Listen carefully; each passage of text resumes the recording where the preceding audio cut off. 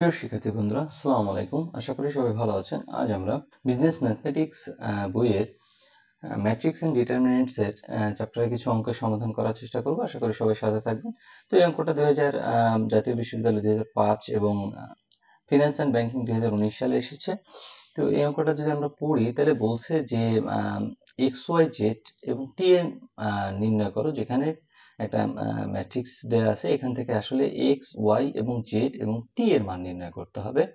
তো আমরা যদি লিখি যে গিভেন দ্যাট এটা, এখন আমরা যদি এটা খেয়াল করি যে এটা গুণ আকারে আছে, এটার সাথে এই ম্যাট্রিক্সের সাথে 2 গুণ আকারে আছে, আবার এই ম্যাট্রিক্সের সাথে 3 গুণ আকারে আছে এবং এই ম্যাট্রিক্সের সাথে 3 গুণ আকারে আছে। তো আমরা যদি সহজভাবে গুণ করে দেই, 2 দ্বারা গুণ করলে টোয়াইস এক্স হয়, টোয়াইস জেড হয়, 2y হয়, 2t হয় এবং 3 দ্বারা গুণ করলে 3 অক্ষে 3, 3 দ্বারা গুণ করলে মাইনাস একের সাথে 3 অক্ষে -3, 3 দ্বারা শূন্যকে গুণ করলে 0 এবং 3 দ্বারা যদি আমরা 2 কে গুণ করি তাহলে 6 হয়। সমান সমান এই পাশে যদি আসি তাহলে 3 আর 3 এ গুণ করলে হয় 3 3 9, আবার 3 আর 4 এ গুণ করলে হয় 3 4 12। আবার যদি আমরা 3 দ্বারা 5 কে গুণ করি তাহলে 3 5 15। আবার যদি 3 দ্বারা হচ্ছে 6 কে গুণ করি তাহলে 3 6 18। তাহলে আমরা গুণ করলাম। এখন এইখানে গুণ করার পর এইখানে যোগ আকারে আছে। কি আকারে? যোগ আকারে আছে। তাহলে এরপর আমরা যোগ করে দিই। যোগ করলে কি দাঁড়াবে আমরা একটু দেখি যে 2x প্লাস 3, 2x প্লাস 3 এবং 2y আর 0 যোগ করলে 2y প্লাস 0 এবং 2z এর সাথে যদি 3 এর গুণ করি তাহলে 2z মাইনাস 3 এবং 2t এর সাথে যদি 6 যোগ করি তাহলে 2t প্লাস 6 সমান সমান এত। এখন এইখানে অঙ্কটা সমাধান করার ক্ষেত্রে একটা সহজ টেকনিক আছে যে আমরা উভয় পাশের পদকে সমীকৃত করব, যে এখন উভয় পক্ষ থেকে সমজাতীয় পদ সমীকৃত করে পাই। এখন সমীকৃত জিনিসটা আসলে কি? সমীকৃত জিনিসটা হচ্ছে এই যে আমাদের সমান সমান চিহ্নটা আছে, মানে যার যে পদের অবস্থান ওই পাশে সেইটা সমান সমান। যেমন এইটা সমান সমান কত? এইটা। আবার এইটা সমান সমান কত? এইটা। আবার এইটা সমান সমান হচ্ছে 15, আবার এইটা সমান সমান হচ্ছে 18। মানে যার যেখানে অবস্থান ওই পাশে তার পরবর্তী অবস্থানটাকেই সমান সমান ওই সংখ্যাটাই হবে। তাহলে আমরা যদি প্রথমটা দেখি যে টোয়াইস এক্স প্লাস 3 সমান সমান কত? 9। তাহলে আমরা দেখি যে টোয়াইস এক্স প্লাস 3 সমান সমান 9। 3 কে যদি আমরা এই পাশে আনি তাহলে মাইনাস হবে, যেহেতু প্লাস আছে। তাহলে টোয়াইস এক্স সমান সমান হচ্ছে 6। তাহলে এখানে টোয়াইস এক্স গুণ আকারে আছে, এই পাশে হলে ভাগ হবে। তাহলে 2 দিয়ে যদি 6 কে ভাগ করি x সমান সমান 3 হয়। এরপর পরবর্তীতে যদি আমরা একটু চেষ্টা করি এইটা দিয়ে, টোয়াইস জেড মাইনাস 3 সমান সমান 15। তাহলে টোয়াইস জেড মাইনাস 3 সমান সমান 15, মাইনাস আসে এই পাশে হচ্ছে প্লাস হবে। তাহলে 15 র 3 কত হয়? 18। 15 র 3 18। এই টোয়াইস জেড যদি 18 কে ভাগ করে তাহলে 9 হয়, সেটাই আমরা এখানে করছি। এবং পরবর্তীতে আসি টোয়াইস ওয়াই প্লাস 0 সমান সমান 12। তাহলে টোয়াইস ওয়াই 0 না দিলেও হয় 12, এবং যেহেতু 2 এখানে গুণ আকারে আছে এই পাশে আসলে ভাগ হবে। তো 12 কে 2 দিয়ে ভাগ করলে আমাদের y মান হয় 6। এরপর লাস্টেরটা 2t প্লাস 6 সমান সমান কত? 18। তাহলে 6 এখানে যোগ আকারে আছে, এই পাশে আসলে মাইনাস হবে। তাহলে মাইনাস হওয়ার পর থাকে 12। তাহলে 2 দিয়ে যদি ভাগ করি তাহলে হয় 6। খুব সহজেই আমরা রিকোয়ার্ড আনসারটাকে পেলাম, x y z এর মান এবং t এর মান কি। এর পরবর্তীতে সেম কোয়ালিটির যদি আরেকটা অঙ্ক আমরা একটু খেয়াল করি তাহলে দেখব যে এটা সমান সমান এটা, এটা হতে এক্স ওয়াই জেড এবং পি এর মান নির্ণয় করো। এই অঙ্কটা ফিনান্স অ্যান্ড ব্যাংকিং 2015 সালে এসেছে।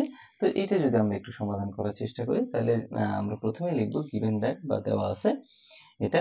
এখন আমরা যদি খেয়াল করি যে এই পাশেরটা গুণ আকারে আছে, এই যে আছে এটা গুণ আকারে আছে, তাহলে আমরা একটু গুণ করে দেওয়ার চেষ্টা করি। এটা হুবহু নিচে নামিয়ে দিলাম।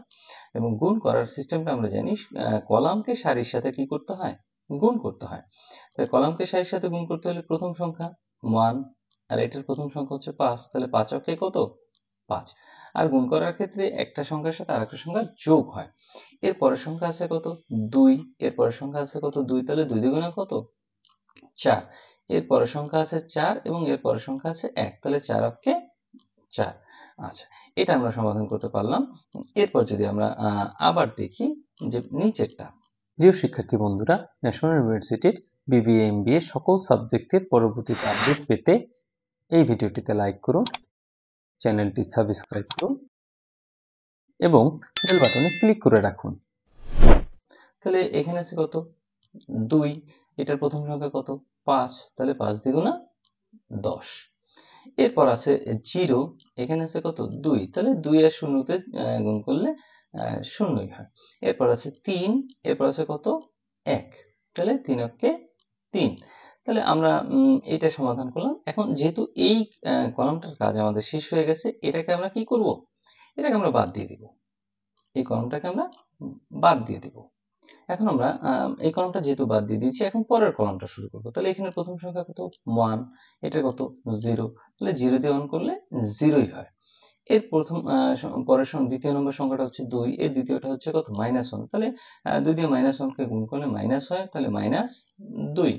এরপর আছে 4, এরপর আছে 3, তাহলে 3 4 কত হয় 12। তাহলে এই সারি আর এই কলাম আমরা গুণ করেছি। এখন আমরা নিচের যে সারিটা আছে ওইটা দিয়ে পরের এই কলামটাকে গুণ করার চেষ্টা করব। তো প্রথম আছে কত 2, এটা কত আছে 0, তাহলে 2 0 0, এটা আছে পরের কত 0, এটা আছে -1, তাহলে 0কে গুণ করলে 0ই হয়।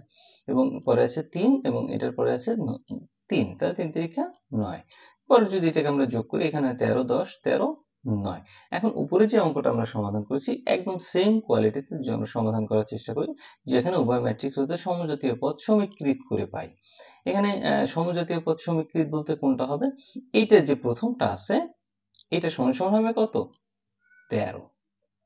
তাহলে আমরা একটু লিখি x + 1 = 13, তাহলে 1 প্লাস আছে এই পাশে আসলে মাইনাস হয়ে যাবে, তাহলে x সমান কত হয় 12।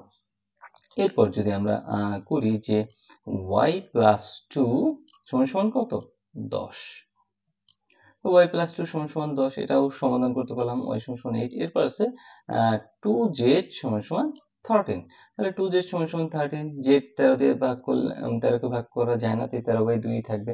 এবার লাস্টেরটা 2p + 1 = হচ্ছে 9, তাহলে আমরা লিখলাম 2p + 1 = 9, 2p = এখানে প্লাস হবে, তাহলে 8, তাহলে 2 দ্বারা ভাগ করলে কত হয় 4। এই ছিল এই অঙ্কের সমাধান।